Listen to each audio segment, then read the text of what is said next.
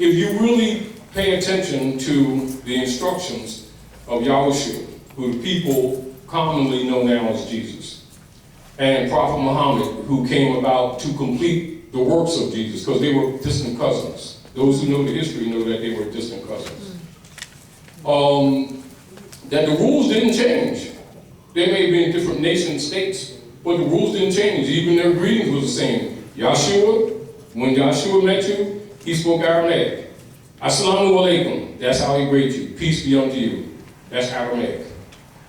Prophet Muhammad, Assalamu alaikum, Arabic. They're dialectically sister languages. But would the people repeat Yahshua's greeting? No. Why? Because they would recognize that he's Muslim. Do you understand what I'm saying? And then they would reject it because the priesthood told them. Even though all the teachings came from the East. You see? And even when they would present them, they would deal with the cosmological principle of the three stars, representing the three kings. You know, or the crescent and the star, which is Esther in the Bible. Astarte, Easter, vernal equinox. Scholars know that, but the masses don't. So the ignorance is used by the scholars to keep the masses sticking each other with toothpicks, claiming to have the best God, when actually they're violating their own claim. This is, again, why the world's in trouble. And of course, it creates a dark platform for the dark priesthood to operate. This is what we're dealing with right now. What is it and why is it when you do research? Why did Jesus come? Why did Muhammad come? They were social reformers. They didn't teach religion. They taught social reform. What people did is use their names and created dogmas, converting the science into dogma and then presenting the dogma to the masses as religion when it's actually counterfeit. This has been the source of their wealth. Upon that foundation, the popes of Rome set up what is known as the Global World Trust to administer all estates and peoples who were conquered under the Christian Crusades and the Spanish Inquisition. Global World Trust. And specifically and most succinctly after the fall of the Red House in 1492. That's the power move. And that's called Romanus Pontifex. And of course the Unum Sanctum policy, where they declared the descendants of the Moors dead at sea until proven otherwise. And thus all estates were claimed under the crusade operations of Constantine and his mother, hiding behind the name Christianity, when in fact they really weren't Christians. They use it as a front. That's the real history. And that's the basis of your enslavement to this very day. And logically, if you don't know that history, your approach to liberating yourself will probably fail. Because if you don't know what you're dealing with, you can't fix it. This is, again, the source of their power. Give them the mic, please. Can you expand on the Spanish Inquisition and the Red House? All right, so the Red House, you'll sometimes hear that phrase in different societies, in masonry and Shriners, Red House, Blue House, etc. Right? You'll even see the Romans, when they're doing operations here, they wear a red tie, and then they wear a blue tie. That's related to that Inquisition. Who was that Inquisition against? The Spanish Inquisition is the Inquisition against the Moors and Yahudi, which is misrepresented in history as Jew. Both of which are you. Moor is a short for Al-Moroccan or Moroccan. Moroccan is a modern term for Moabite. When you look in the Bible, book 39, and you'll see Ruth the Moabitess, Yahshua's great-great-grandmother, she's a Moor.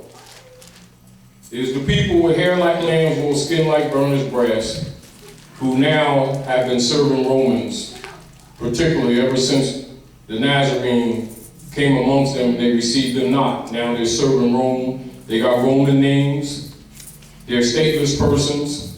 They think human beings are crayons and have no knowledge of their bloodline. And that's the foundation of the contemporary world's politics and modern contemporary servitude, which is called connotatively slavery. Thus, you must understand about the Pope's global world trust in order to understand why you must put everything in trust today to begin to even have some kind of claim of a state. But then if you don't know it, logically, you're not going to even think about even dealing with any of this. It just doesn't make sense to you. You can't relate to something when you don't have a foundation. I mean, you don't do things because somebody says do it. You got to have some kind of a knowledge on why is he talking about this stuff? You know, this is what you must also recognize and know. People in government and in secret societies know this. This is what they know.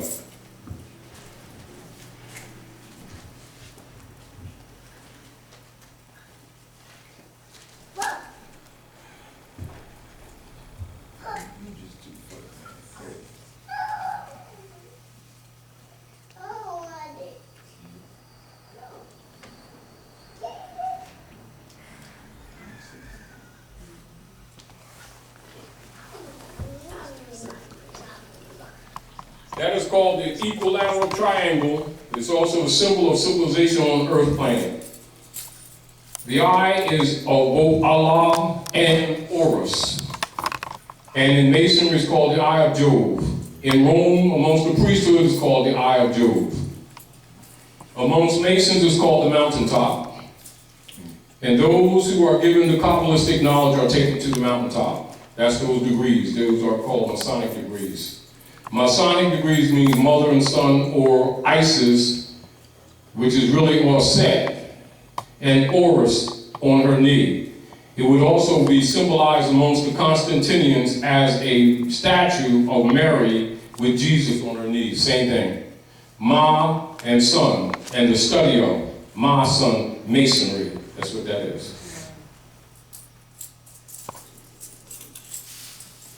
That's why anybody in power must be a Mason, because they got to know how the world really runs, not what people believe. Whether they're Christian, Muslim, or Jew, I don't care what their front is, in secret, they're Masons. Islam is Masonry. I, self-law, and master.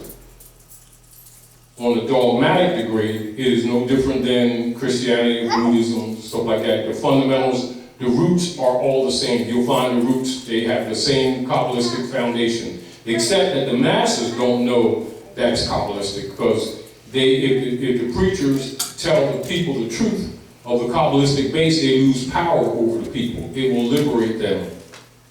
This is relative to when you hear the phrase by Yahshua when he says, know ye the truth, and the truth will make you free. He's talking about the priesthood, not some devil, the priesthood. And it was the priesthood who delivered him to Rome. Well, no devil that delivered Jesus to Rome. It was the priesthood. Who gets charged? The mythical devil. See why the world's in darkness? A child can see that, but you give a book, the child Septuaginta, or the Bible, and ask the child to just be honest. What does the book say? Who delivered Jesus to the Romans? The preachers, the rabbis will be saying the devil did it. The child will see the book says and see that the priesthood did it. See why the world's in trouble? That's why the truth must come from the mouth of babes, because the adults are liars.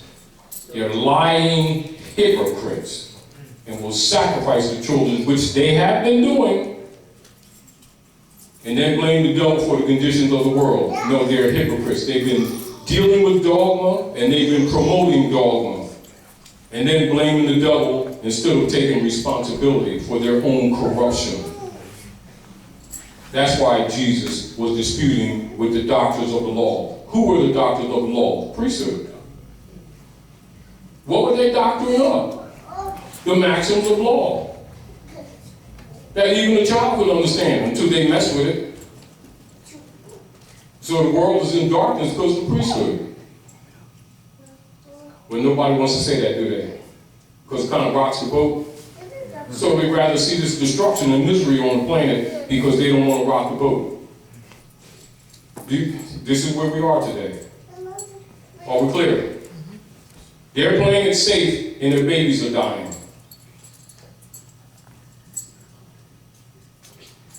Anybody that knows real politics, honestly, knows that the church are the largest stockholders in the world arsenals.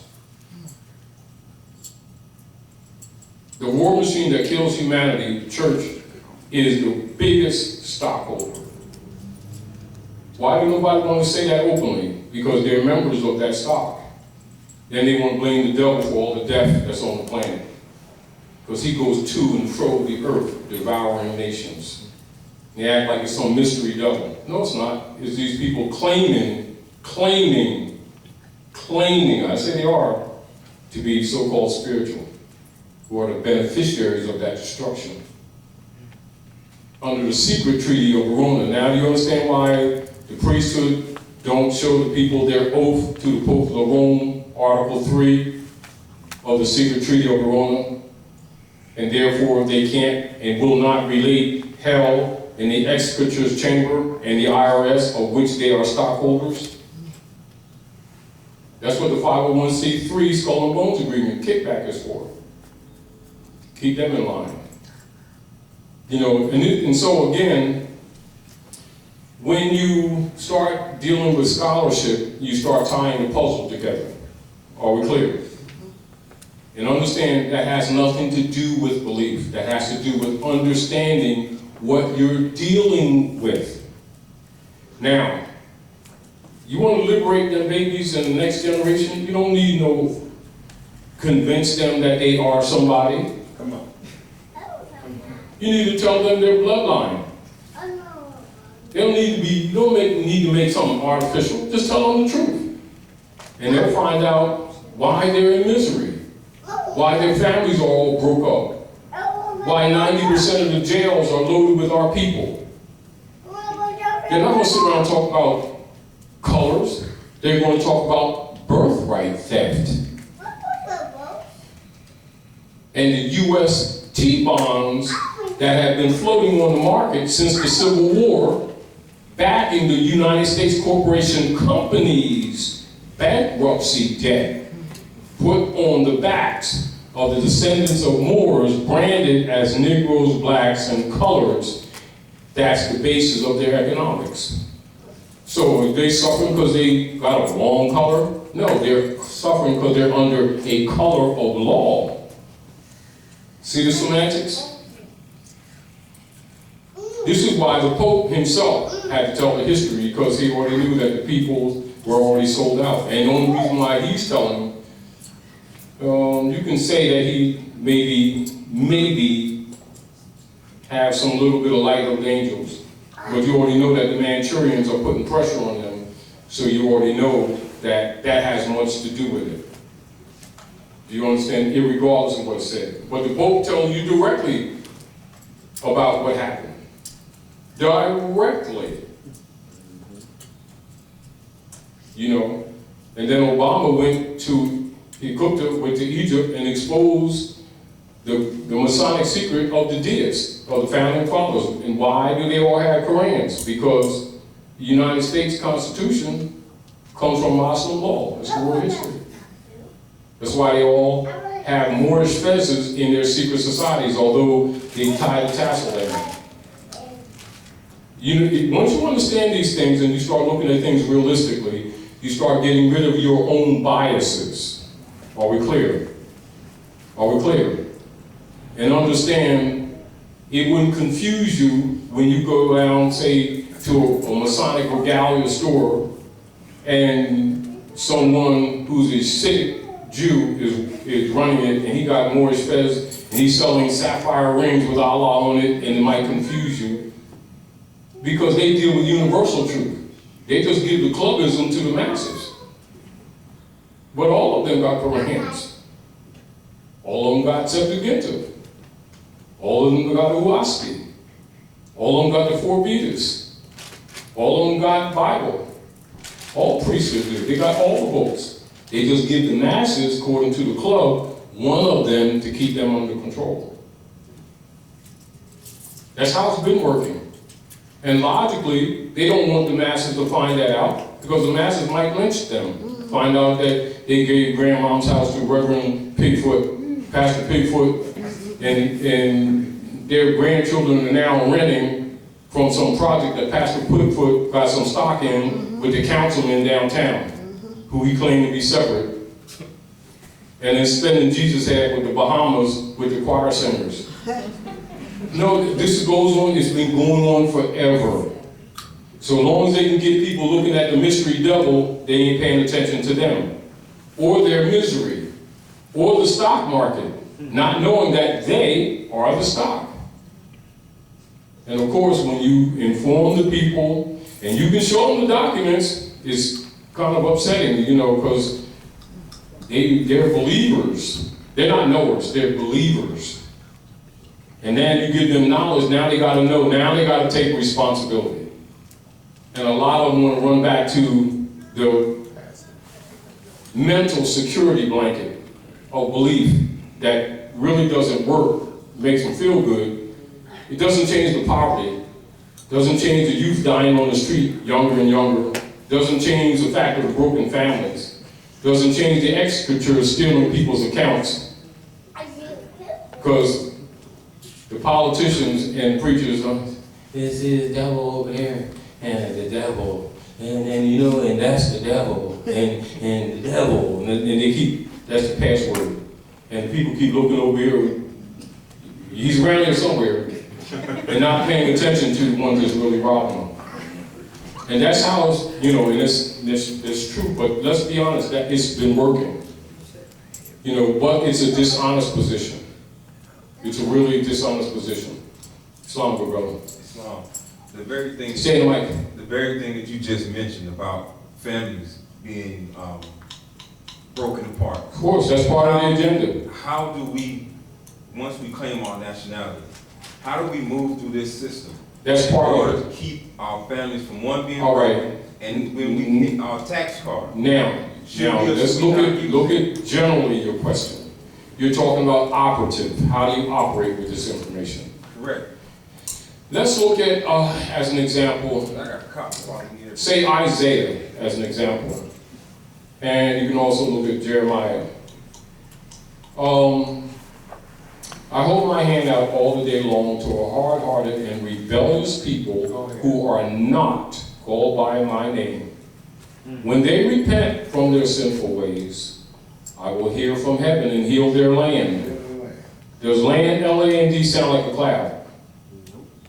Does an L-A-N-D sound like a cloud? No. So that means the kingdom of the Lord is on the earth, isn't it? Yes. Where the preachers keep telling where it's at. They say it's in heaven, but heaven is wherever you make it, basically. It's here. But Heaven and they say hell it's is not. conditional life. But the concept is dogmatic. They promote the dogma position to disconnect the people from the land. So the first issue, as an example, when you deal with the Hexatol as it closes out, it says, it has 4 chapters. It's called Malachi. And it says, the Son of Righteousness arises with healing in his wings. And it's spelled like this.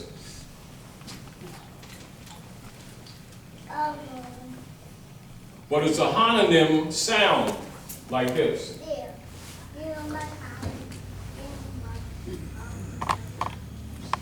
Because he's giving you the Kabbalistic foundation. And then the book closes out. It says, the Son of Righteousness arises with healing in his wings. Turn your hearts back to your mothers and fathers, lest I come and smite the earth with a curse. Well, that's what you're suffering now. See, people have the book, but people really don't study the books because they don't have a Kabbalistic background. So they can see it, and still don't see it. It's not that it's not there. It's that the Kabbalists ain't telling them the Kabbalistic foundation. Are we clear? So therefore, they remain in what is called a minor mine or minority state. And as minorities in a state law, a minor is not descendable. And so when you have adults that still have the mentality of a minor, they're classified as minority. And a minority is not heritable. Therefore, that gives the priesthood arbitrary default control of the global world trust. This is where the Cusick number comes in that Franklin Delano Roosevelt set up in 33. And also what Woodrow Wilson did in 13 of Jekyll Island. It's a continuation of the executive chamber operations. In other words, they put the people back in hell.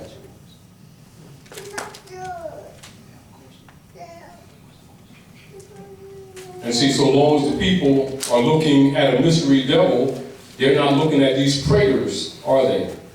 They're not looking at the politicians and the preachers working together. Secret Treaty of Verona, Article 3. Are we clear? Now, in answering your question, because all of this answers your question. See, the honoring of your mothers and your fathers that your days may be longer upon the earth, land, is related to your estate that has been cribbed under Roman operations. The same Romans that murdered all the prophets are the same Romans that are murdering your people to this very day. You just call them white people now. Because they took on the title in 1854 under the Knights of Columbus Ku Klux Klan oath. And then as soon as you call him white man, you just called him sovereign. Now just because you can't read, that's tough cookies. Because that's what it means sovereign. And then when he acts it, then you want to get pissed. Well, ignorance of the law is no excuse, because you're supposed to honor your mothers and fathers like every other living man and woman on earth planet. What makes you think you're different? But we have this tendency to think that we know Jesus and nobody else does. However, that's a false statement, because it really hasn't worked for us. If anything, we've been getting our butts kicked royally. But yet nobody talks about salvation more than these people called Negro, Black, cult. Nobody talks about it more than them. And at the same time, no one suffers more than them on their own land that they don't even know is their own land. You see the problem that we have?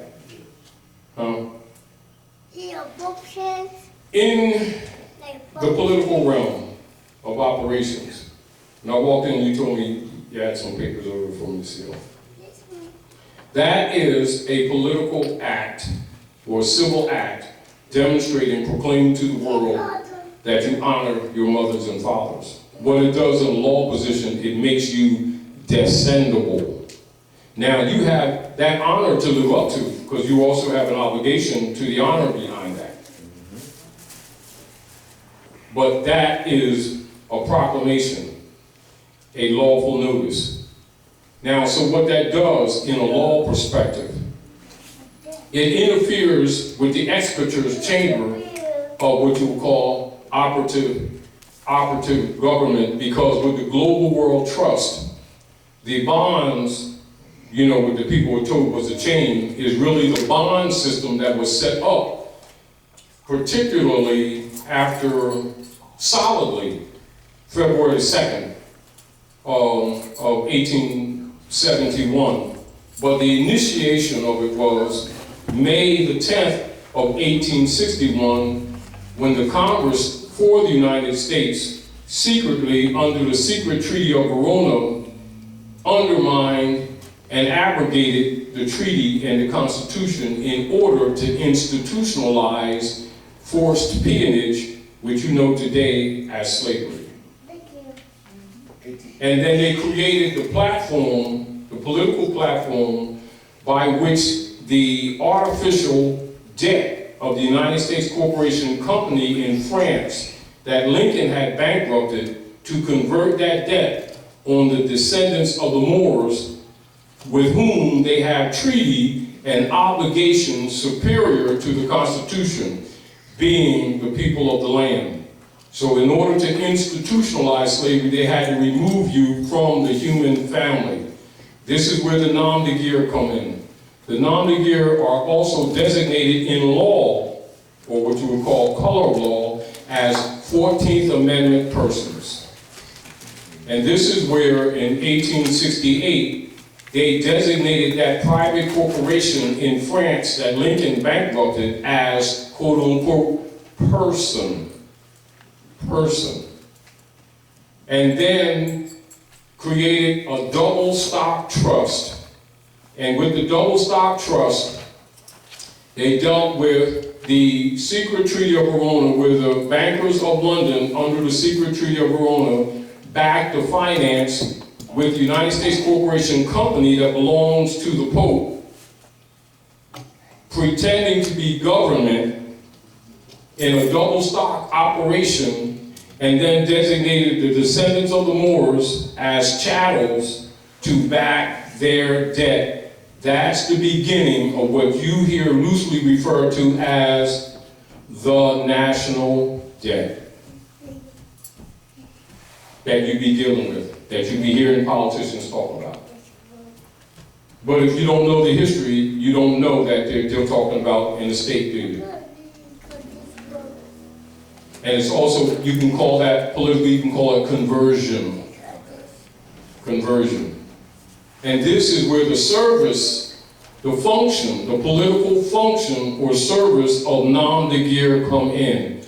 Because it's a violation of international law to do human trafficking. So if they have the overseers convince you to agree to be people of color, as if it means Afrocentricity, which you just said that you're artificial. If you agree to be Negro, which means monkey. Color, which means artificial, something stained, varnished, or dyed, something hidden, a prima facie, a semblance, a simulacrum, distinguished from that which is real. That's why they don't teach law in our communities. As soon as you agree to the brand, you're outside the human family, but you're also non-descendable. That means any estates or inheritances that may come to you by descendancy are automatically escheated. Write that down, escheat. Then you also understand the exchequer's chamber. So I'm good, bro. Give him the mic, because once you want to make sure that you're... No, 1 second.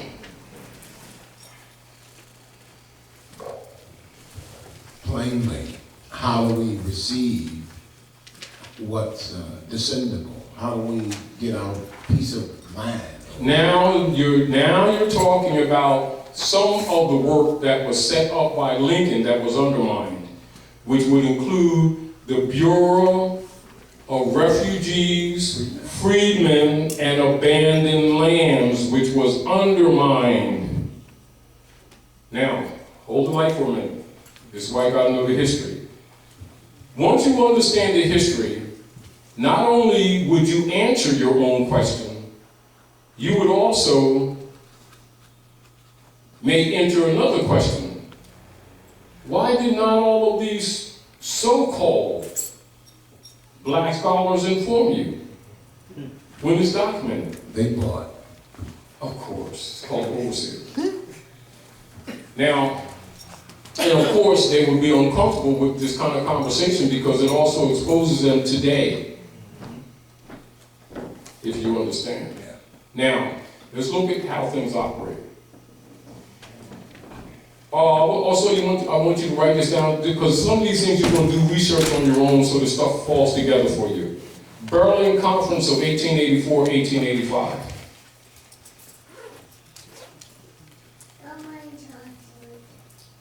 Congress adjourned sine die 1861, which is really a coup d'etat. Write that down. Say again? Lincoln does 2 law cases making... Repeat what you just said before. Oh. Berlin Conference. Berlin Conference, 1884-1885. Berlin Conference. And this is a conference where the Constantinian nations come together under the title Christian nations, and they divide up the Ottoman Empire, which is a Sadean descendant of the Moorish Empire, which is you.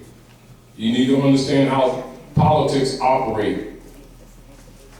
Or, do you understand? See, because if you don't know your bloodline, if you can't trace your history, you can't make a claim.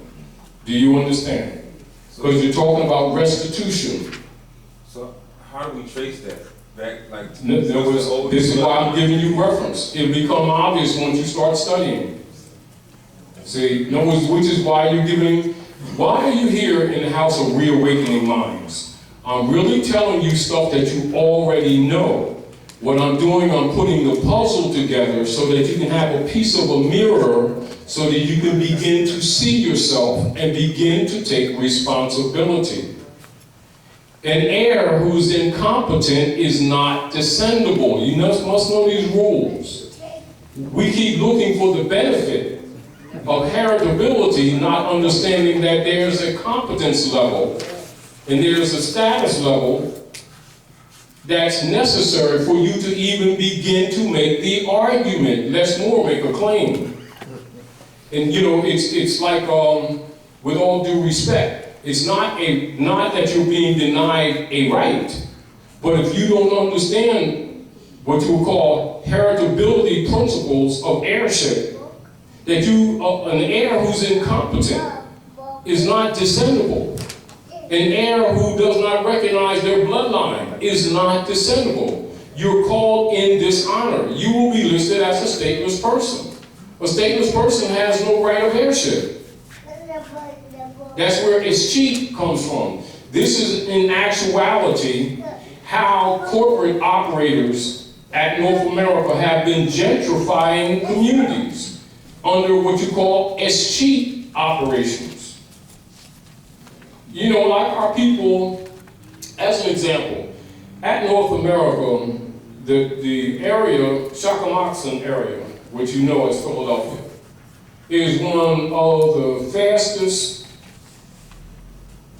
areas, geographical areas at North America that's being gentrified, which you call Philadelphia. Although it's happening all over, our people see this all over the place. But if you try to have an intelligent conversation with them in the functional operations, they will immediately demonstrate total incompetence. They'll start talking about racism and color and prejudice, never about the state, never about the global world trust, never about descendability, and then after making their argument, they'll sign a European's name. Not knowing that their standing is absolutely dead. And if you start trying to explain it to them, they start getting personal. Oh, you don't like God. And they start making this kind of ridiculous statements. No, I'm serious. They mean well, but they're like little boys and girls. They have no idea how the world runs. And they're going to tell you about the devil all the time. Anything they don't understand is the devil. But they've been trained. It's not really their culture. It is dogma of culture that comes under what's called black codes culture. So they think that is culture because they've been trained, not because they have research. If they do research, they themselves will come out of that on their own. Are we clear? But as long as they think it's a belief system, they have a tendency to dismiss it as, oh, yeah, I heard of that, I gotta go eat lunch. You know, they don't. You start talking facts and they start going to sleep. We're serious. You start talking beliefs, they start digging in their pockets. How much you want? And that don't work no more, you just change up to another one. How much you want? And that don't work for 2 years and they change into another one. How much you want? You start talking facts and they start, you don't believe in the Lord or something? They really don't do that. You start dealing with knowledge, they get insulted. They think you're attacking them. They think you're anti-God. They don't even know that God is a generic term. You know, and many of them are honest. You know, they're coming from what they think they know. Not knowing that they're under mind control of the priesthood. Because they think the priest is for Jesus, God, and Allah. They don't know the priest works for Rome. You know, and this is why the priests would hide their oath in the secret tree of Verona. It's there for anyone to read, but some people don't read. That's right. You know, and so From a law perspective, since ignorance of the law is no excuse, their position of suffering is an agreement. This is called consent. Yes, sir. It's called consent.